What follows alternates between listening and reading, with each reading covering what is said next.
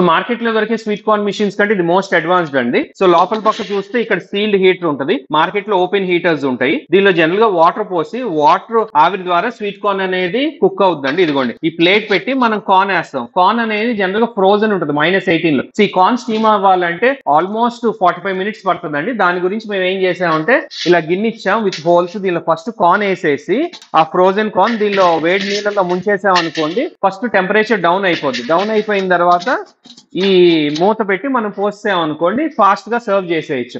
ఇంకో అడ్వాంటేజ్ ఏంటంటే దీనివల్ల ఫుల్ కండి ఉంటుంది కదా, ఫుల్ కండి కూడా బాగా డిమాండ్ ఉంది.